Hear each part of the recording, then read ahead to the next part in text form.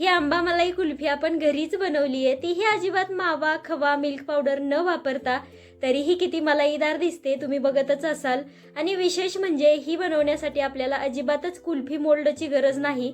बाहेर मिळणाऱ्या कुल्फीपेक्षा 100 पटीने स्वादिष्ट होणारी ही कुल्फी तुम्हालाही घरच्या घरी बनवायची असेल तर व्हिडिओ स्किप न करता बघा. तर सगळ्यात आधी एका कढईमध्ये 1 लिटर म्हशीचं दूध घालायचे आणि हे साई सकटच घ्यायचंय. आपण आंबा मलाई कुल्फी बनवतोय म्हणून याच्यामध्ये साई पण घालायची आहे.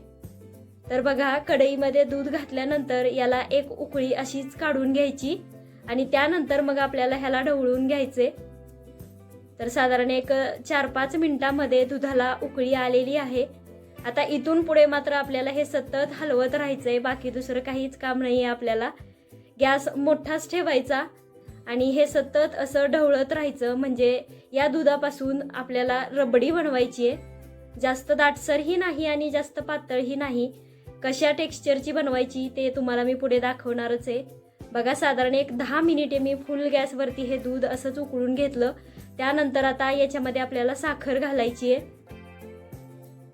तर 1 लिटर दुधासाठी मोठे 5 ते 6 चमचे इतकी साखर घातली आहे. परत एकदा हे ढवळून घेऊया आणि इथून पुढेही आपल्याला हे सतत असं हलवतच राहायचंय. जर कोणाला गॅसजवळ थांबून हे असं सतत ढवळत राहायला वेळ नसेल तर मग काय करायचं, याच्यामध्ये असं उलटणं किंवा एखादी पळी ठेवून द्यायची आणि मग अधूनमधून येऊन याला ढवळून घेतलं तरीही चालेल. फक्त ही बाजूला चिटकलेली जी साय असते ना, ती मोडून या दुधामध्येच मिसळायची. म्हणजे आपल्या कुल्फीला ना टेक्स्चर एकदम जबरदस्त येतं. तर बघा, सुरुवातीपासून आत्तापर्यंत एक 20 ते 22 मिनिटं झालेत आणि बऱ्यापैकी हे दूध आता आटलेले. शेवटी याच्यामध्ये आपल्याला वेलची पूड घालायची आहे. एक अर्धा छोटा चमचा इतकी वेलची पूड घालूयात आणि ही नक्कीच घाला या कुल्फीमध्ये. यामुळे ना आपल्या या आंबा मलाई कुल्फीला एकदम जबरदस्त असा स्वाद येतो. वेलचीचं कॉम्बिनेशन आंब्यासोबत खूप भारी जातं. आता आपली ही रबडी बऱ्यापैकी तयारच झालेली आहे. गॅस बंद करूया आणि पूर्णपणे ही थंड करून घेऊयात. त्यानंतरच याच्यामध्ये आपल्याला आंबा घालायचा आहे. गरम असताना अजिबातच आंब्याचा गर घालायचा नाही. तर बघा, साधारण एक 15 ते 20 मिनिटांनंतर आपली ही रबडी तयार झाली आहे, म्हणजेच थंड झाली आहे. आता याच्यामध्ये हा 1 वाटी आंब्याचा गर घातलाय. केशर किंवा हापूस कोणताही आंबा घेतला तरी चालेल. आता या रबडीमध्ये हा आंब्याचा गर व्यवस्थित असा मिसळून घ्यायचा. अशा प्रकारे चमच्याने केलं तरीही चालेल किंवा जर घरामध्ये विस्कर असेल तर सरळ विस्करनेच करायचं, अजून सोपं पडतं.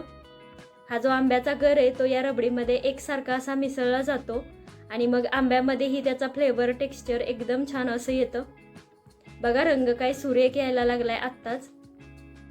साधारण एक 2-3 मिनिटं विस्करने फेटून घेतल्यावरती इथं आपलं हे कुल्फीसाठीचं मिश्रण तयार झालेलं आहे. बघा, तुम्हाला कन्सिस्टन्सीही दाखवते मी इथं. अशीच पाहिजे, जास्त पातळ नको किंवा जास्त दाटसरही नको.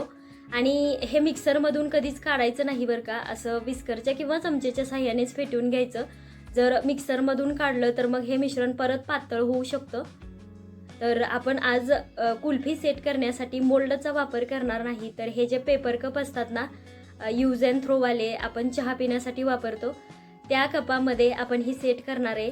त्यासाठी त्याला आतून काही तूप, तेल काहीही लावायची गरज नसते. हे अजिबात त्याला चिटकत नाही. आहे अशी रबडी घ्यायची आणि या पेपर कपामध्ये घालायची. फक्त पूर्ण कप भरेपर्यंत घालायची नाही, थोडीशी रिकामी जागा ठेवायची आहे. का हे मी तुम्हाला पुढे दाखवतेच. एक एक करून सगळे कप भरून घेऊयात. तर आज आपण जी 1 लिटर दुधाची रबडी बनवलेली होती आणि त्याच्यामध्ये 1 वाटी आंब्याचा गर घातला होता, त्यापासून या 8 कुल्फ्या आरामात तयार होतात. फक्त आता तुमच्याकडच्या कपाची साईज किती बारीक मोठी आहे किंवा मोल्डमध्ये करत असाल तर मोल्डची साईज कशी आहे त्यावर ही एखादी दुसरी कमी जास्त होऊ शकते. पण मी तर म्हणेन की मोल्डची गरजच नाही कुल्फी बनवण्यासाठी. आणि तरीही तुम्ही जर नवीन मोल्ड घ्यायच्या विचारात असाल तर प्लास्टिकचा मोल्ड तेवढा अजिबात घेऊ नका, कारण माझ्याकडेही तो आहे. पण प्लास्टिकच्या मोल्डमधील कुल्फी सहजरित्या डिमोल्ड करता येत नाही. बऱ्याचदा त्याच्यातील ती जी स्टिक असते ना, ती व्यवस्थित निघत नाही. त्यामुळे जर नवीन घ्यायचा विचार करत असाल तर सरळ ॲल्युमिनियम किंवा सिलिकॉनचा घ्या. नसेल तर हे पेपर कप वापरलेले सगळ्यात बेस्ट, स्वस्तात मस्त एकदम. तर बघा, या कपवरती आपल्याला हा आता बटर पेपर लावून घ्यायचा आहे. एका कपला मी लावून घेतलेलं आहे. काय करायचं, बटर पेपरचा असा एक तुकडा कट करून घ्यायचा आणि कपवरती ठेवून बाजूने रबर लावून द्यायची.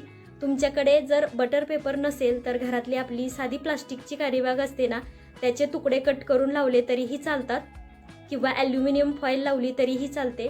ह्या सगळ्यामुळे ना आपल्या कुल्फीमध्ये अजिबात आईस क्रिस्टल्स तयार होत नाही, ती एकदम छान मलईदार होते.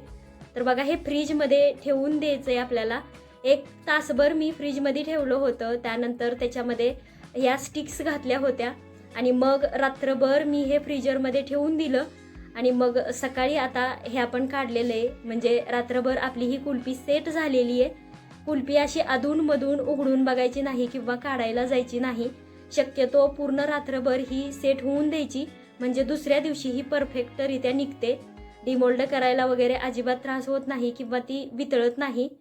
तर बघा, त्याच्यावरचा जो बटर पेपर होता तो बटर पेपर रबर ते काढून घेतलं आणि आता या कपला थोडासा कट मारून घ्यायचा कात्रीच्या साह्याने आणि मग अशा प्रकारे हे काढून घ्यायचं आहे वरचा पेपर.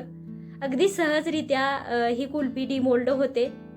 ज्याप्रमाणे मोल्डमध्ये आपण बनवली का त्याची स्टिक बाजूला निघते किंवा बऱ्याचदा ती कुल्फी चिटकून राहते, ते या पेपर कपमध्ये केलं तर अजिबात तसं काहीही होत नाही. किती सहजपणे कुल्फी निघते तुम्हाला दिसतच असेल.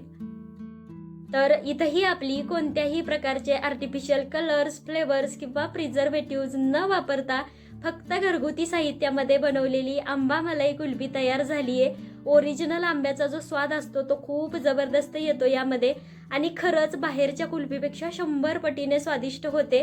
फ्रीजरमध्ये 7 ते 8 दिवसांपर्यंत आरामात टिकते. त्यामुळे एकदा बनवली की आठवडाभर एन्जॉय करता येते. तुम्हीही नक्कीच बनवून बघा आणि कशी झाली ते कमेंट करून सांगा. धन्यवाद.